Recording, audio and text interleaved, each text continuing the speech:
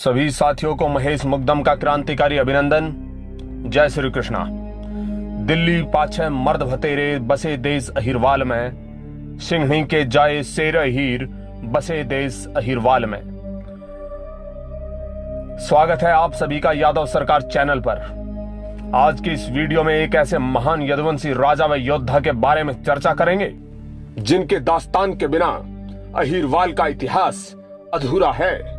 हम बात कर रहे हैं जयपुर व मराठा फौज को हराने वाले राजा राव मित्रसेन जी की।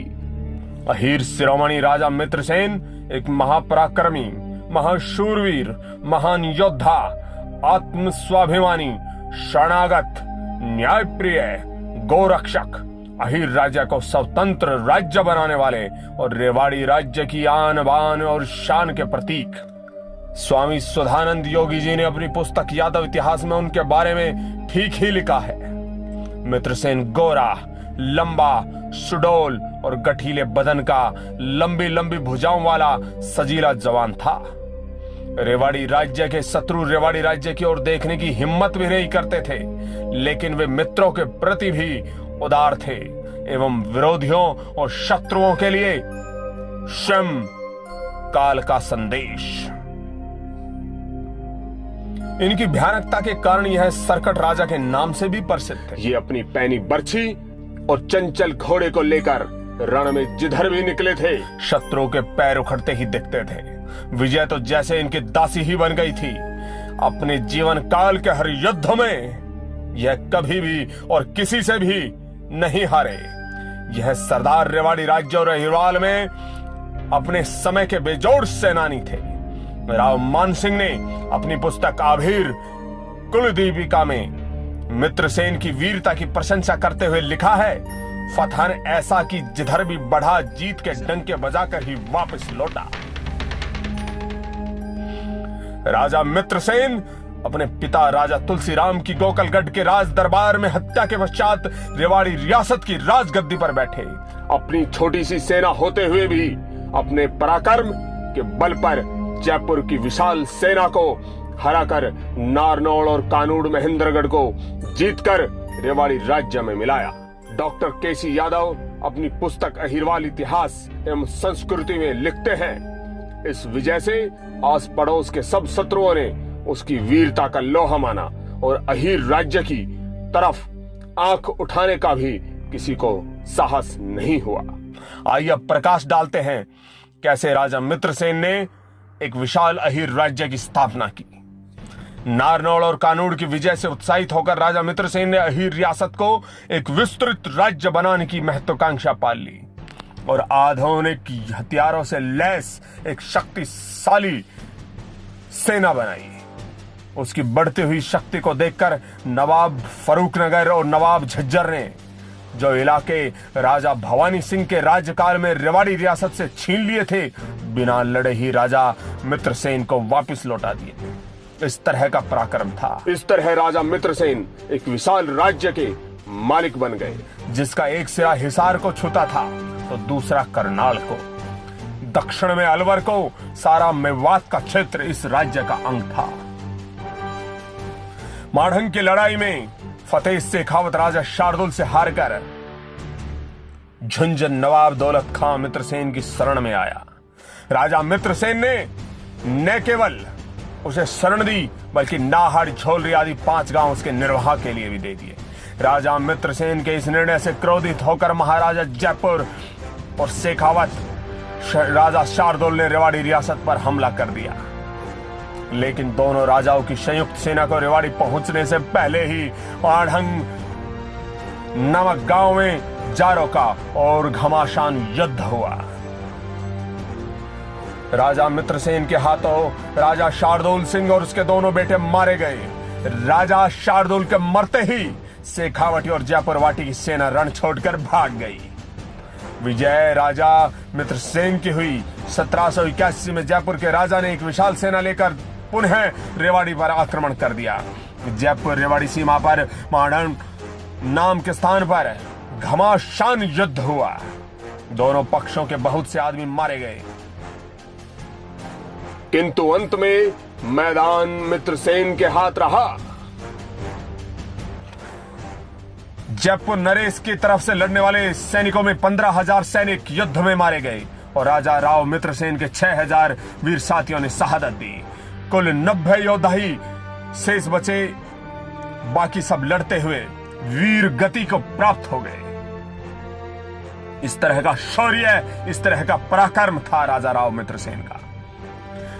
दिल्ली के कसाईयों को दंडित करना। अब सुनिए, राजा राव मित्रसेन गौ रक्षक थे। मुगल काल में अपनी रियासत रेवाड़ी में गौ हत्या पर पूर्ण प्रतिबंध लगा रखा था। गौ कशी वालों को कठोर दंड दिया जाता था। एक बार दिल्ली के कसाई लोग राजा मित्रसेन के राज्य में जबरदस्ती गाय को पकड़कर दिल्ली ले गए। राजा मित्रसेन ने दिल्ली के कसाईयों के मोहल्ले में जाकर उनको दंडित किया। इस तरह गौ कसी करने वालों से बदला लिया ताकि फिर कोई गौ कसी करने की हिम्मत न कर सके। उनको जमींदोख कर दिया जाएगा। यह संदेश संपूर्ण क्षेत्र में फैल गया।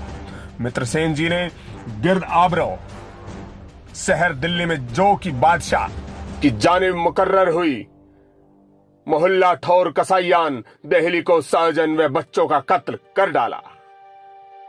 यह हाल जब बादशाह ने सुना तो हुक्म दिया कि मित्रसेन को गिरफ्तार करो। वासमास इस खबर के मित्रसेन जो दिल्ली से कूच करके रेवाड़ी में आए, मगर फौज बादशाही रेवाड़ी पर चढ़ाई। सरदार मित्रसेन ने मुकाबला करके फौजशाही को मुकाम खतरन से मार भगाया। बादशाह शाह आलम का रेवाड़ी रियासत की राजधानी गोकुलगढ़ पर हमला और बुरी तरह से हारना। जब यह खबर दिल्ली के तख्त पर बैठे बादशाह शाह आलम को मिली तो वह फौरन एक विशाल सेना लेकर मित्रसेन के इस दुस्साहस का जवाब देने के लिए रेवाड़ी रियासत की राजधानी गोकुलगढ़ की ओर बढ़ा। राजधानी पर हमला करने से पहले ही राजा मित्रसेन ने मुगल बादशाह को गोकुलगढ़ से 1 कोस की दूरी पर स्थित खतरन नामक स्थान पर रोका। दोनों सेनाओं की भीषण टक्कर हुई। राजा मित्रसेन की युद्ध रचना इस प्रकार थी। रेवाड़ी रियासत की सेना ने मुगलों को 3 ओर से घेर लिया और मित्रसेन बादशाह के सुरक्षा घेरे को बड़ी आसानी से काटने में सफल हो गया और बादशाह के नजदीक पहुंचकर उस पर जोरदार प्रहार किया। बादशाह उसके वार को रोक नहीं सकता था, लेकिन अचानक बेगम सुमरो ने बीच में आकर राजा मित्रसेन का वार रोक लिया।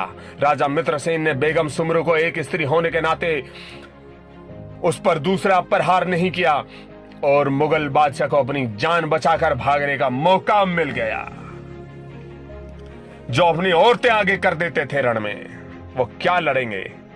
मुगल सेना यह दृश्य देखकर आश्चर्यचकित रह गई और रण छोड़कर भागने में अपनी भलाई समझी। मुगल सम्राट शाह आलम द्वितीय के बेगम ने सन 1789 में गोकुलगढ़ रेवाड़ी के युद्ध में जान बचाई थी। अतः बादशाह बेगम को अपनी सबसे प्रिय पुत्री मानता था।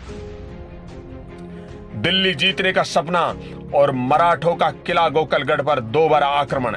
मुगल बादशाह शाह आलम की खतरन नामक स्थान हार से राजा मित्रसेन का उत्साह बढ़ गया था और उसने मुगल सेना की कमजोरी भी भांप ली थी, इसलिए दिल्ली जीतने की तैयारी आरंभ कर दी। लेकिन इस खबर से बोलने का एक सरदार गंगा बिशन बहुत डर गया। वह दक्षिण में मराठों के पास पहुंचकर उनको उकसाने का काम किया। इस पर मराठों ने किला गोकुलगढ़ पर चढ़ाई कर 1 बार नहीं 2 बार की। यह दोनों लड़ाइयां लिसाना गांव की सीमा में स्थित दंड नामक स्थान पर हुई। सभी इतिहासकार लिखते हैं कि सुयोग्य और पराक्रमी मित्रसेन के नेतृत्व में अहीर सेना ने दोनों बार ही मराठों को हरा दिया। मराठों का तीसरा आक्रमण और राजा मित्रसेन को धोखे से मारा जाना, यह भी समझिए, यह वह समय था जब मराठे बहुत शक्तिशाली हो गए थे। लेकिन एक ही राजा से 2 बार हारने से उनकी प्रतिष्ठा मिट्टी में मिल गई थी। जब उनकी हार की खबर मराठा सुप्रीमो महाजी सिंधिया को मिली तो वह क्रोध से आग बबूला हो गया। उसने अपने सबसे अनुभवी और पराक्रमी सेनापति को आदेश दिया कि एक भारी सेना ले जाकर अहीर राज्य को फतेह करो और उसकी राजधानी गोकुलगढ़ किले पर मराठा झंडा फहराओ।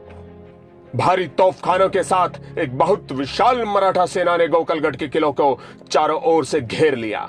मराठा सेना पहुंचने से पहले ही राजा मित्रसेन ने किले के दोनों दरवाजे बंद करा दिए थे और बुर्जों डंडों पर सैनिक तैनात कर दिए, जो दिन रात किले की रक्षा के लिए चौकस रहते थे।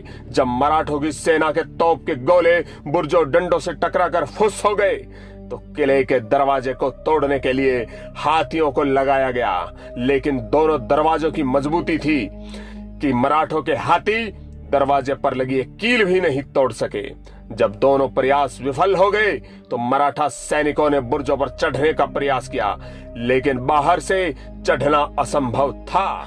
जब किसी तरह भी किले में प्रवेश नहीं कर सके तो मराठों ने हिंदुत्व के नाम पर समझौते का प्रस्ताव भेजा, जो राजा मित्रसेन ने मान लिया।